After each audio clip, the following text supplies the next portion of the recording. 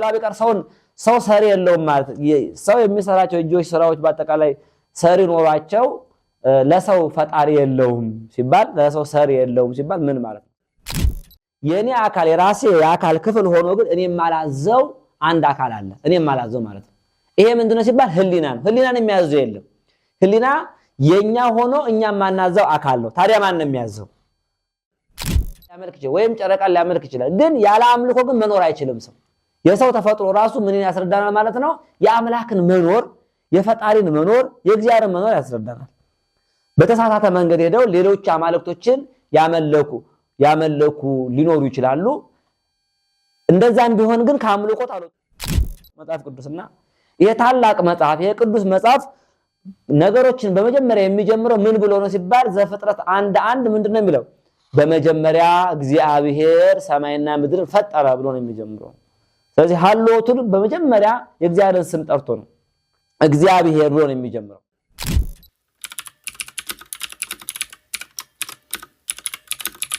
ግን የእግዚአብሔር መኖሩ በምን ይታወቃል ከተባለ የእግዚአብሔር መኖሩ በብዙ ነገር ይታወቃል። የመጀመሪያውና ዋናው በስነ ፍጥረት ይታወቃል። እግዚአብሔር አምላክ መኖሩ በስነ ማን ሰራው ይሄንን ሰማይ? ማን ሰራው ይሄንን ምድር? ማን ሰራው ውቅያኖሱን? ማን ሰራው የብሱን? ማን ሰራው ባህሩን? ማን ፈጠረው? ማን አበጀው? አንሰላስሎ ይሄ በግብት የመጣን ይላል። ይሄ ሞኝነት ነው። ሰው እኔ የተቀመጥኩበት ወንበር ይሄ ወንበር አናጺ ያለው ይሄ ቤት ግንበኛ ያለው ሁሉ ነገር አንድ መጽሐፍ ጸሐፊ ያለው አንድ ጽሑፍ ጸሐፊ ያለው ስራ አለው ማለት ሰሪ ያለው ማለት ነው። ይሄንን የሚያህል ዓለም ለጥቃቅኑ እንኳን ሰሪ ካስፈለገው ፈጣሪ ካለው ይሄንን የሚያህል ዓለም ሰሪ የለውም ፈጣሪ የለውም እንደማለት ስንፍና የለም አላዋቂነት የለም። ስለዚህ በፍጥረት የእግዚአብሔር መኖር ይታወቃል ማለት ነው። ማልትና ሌሊቱን የሚያፈራረቃቸው ማን ነው? ክረምትና በጋውን የሚያፈራረቀው ማን ነው?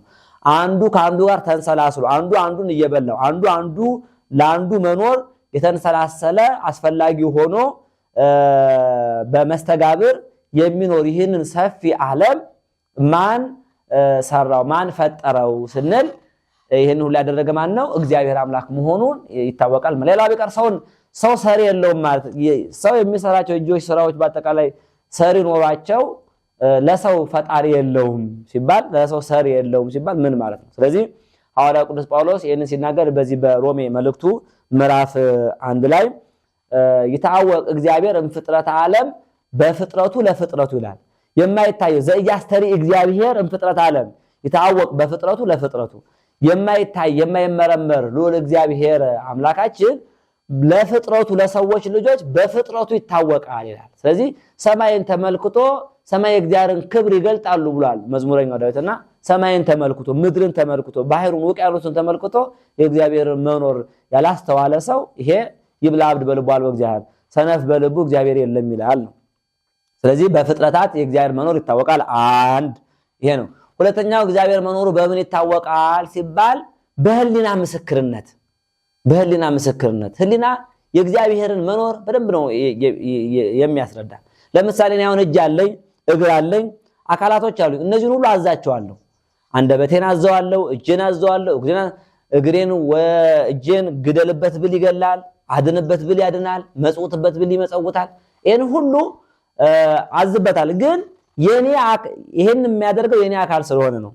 የኔ አካል የራሴ የአካል ክፍል ሆኖ ግን እኔ ማላዘው አንድ አካል አለ እኔ ማላዘው ማለት ነው። ይሄ ምንድነው ሲባል ህሊና ነው። ህሊናን የሚያዘው የለም። ህሊና የኛ ሆኖ እኛ ማናዘው አካል ነው። ታዲያ ማን ነው የሚያዘው? ለምሳሌ እኔ አሁን መጥፎ ስራ ለስራ ብዬ ፈልጌ በእጄ በእግሬ መጥፎ ስራ ለሰራ እችላለሁ። ከዛ በኋላ በዚህ መጥፎ ስራዬ ህሊናዬ ይተባበረኛል ወይ ስል አይተባበረኝም። ራሴኑ መልሶ ይወቅሰኛል። ማንም ሳይከሰኝ ፖሊስ ሳያገኘኝ ማንም ሳያይብኝ መጥፎ ስራዬን ግን እኔ የህሊና እስረኛ ነው የምሆነው ማለት ነው። አንተ ክፉ ሰው ነህ እያለ ይወቅሳል ማለት ነው። ይጣላኛል ማለት ነው የኔ አካል ሆኖ። ስለዚህ ይሄንን ታዲያ ማን ነው የሚያዘው? ከኛው ጋር ሆኖ የኛው አካል ሆኖ እኛም ማናዘው ከሆነ ስለዚህ የህሊና መሪው የህሊና ገዢው የህሊና ተቆጣጣሪው ማን ነው ማለት ነው? እግዚአብሔር ነው ማለት ነው። ሌላ አካል አለ ማለት ሌላ አምላክ የሰው ፈጣሪ ገዥ አስገኝ አለው ማለት ነው። ስለዚህ ህሊና ለእግዚአብሔር ብቻ ነው የሚገዛ፣ ለእግዚአብሔር ነው የሚገዛ፣ ለእውነት ነው የሚገዛ። እውነት ክርስቶስ ነው። ለክርስቶስ ነው የሚገልጽ። ስለዚህ የህሊና ምስክርነት የእግዚአብሔርን መኖር ይገልጥልናል። ሁለተኛ ሶስተኛ የእግዚአብሔርን መኖር ምን ይገልጥልናል ስንል የአምላክን መኖር የፈጣሪን መኖር ምን ይገልጥልናል? የሰው የተፈጥሮ ዝንባሌ አሁን የሰው ልጅ እውነተኛይቱን ሃይማኖት ስለ እግዚአብሔር የሚነገር እውነተኛይቱን ሃይማኖት እንኳን ባያገኝ የግድ አምላክ እንዳለ ልቡናው ስለሚነግረው የተፈጥሮ ዝንባሌ ስለሚነግረው እውነተኛውን እንኳን አምላክ ባያገኝ ፈልጎ እንጨትን ቢሆን ያመልካል እንጂ ያለ አምልኮ አይኖርም። ያለ አምልኮ የኖረ ማንም የለም። እንጨትን ቢሆን ያመልካል፣ ወይንም ባህርን ሊያመልክ ይችላል፣ ወይም ውቅያኖስን ሊያመልክ ወይም ፀሐይን ሊያመልክ ይችላል፣ ወይም ጨረቃን ሊያመልክ ይችላል። ግን ያለ አምልኮ ግን መኖር አይችልም ሰው። የሰው ተፈጥሮ ራሱ ምን ያስረዳናል ማለት ነው? የአምላክን መኖር፣ የፈጣሪን መኖር፣ የእግዚአብሔርን መኖር ያስረዳናል። በተሳሳተ መንገድ ሄደው ሌሎች አማልክቶችን ያመለኩ ሊኖሩ ይችላሉ። እንደዛም ቢሆን ግን ከአምልኮት አልወጡም ማለት ነው። ይሄ ሁሉ የሚያስረዳው ምንድነው? ይሄ ሁሉ የሚያስረዳው የአምላክ መኖር እሙን መሆኑን እርግጥ መሆኑን የሚያስረዳ ነው ማለት ነው።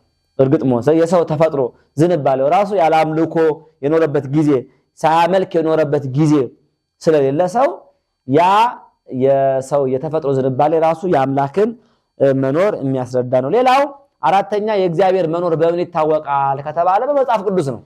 በመጽሐፍ ቅዱስ እንግዲህ የመጽሐፍ ቅዱስን ጥናት በሚል ትምህርት ወደፊት ልናየው እንችላለን። ዞሮ ግን መጽሐፍ ቅዱስ እውነተኛ መጽሐፍ ነው። ጥንታዊ መጽሐፍ ነው። እውነተኛ መጽሐፍ ነው። የእግዚአብሔር ቃል ነው።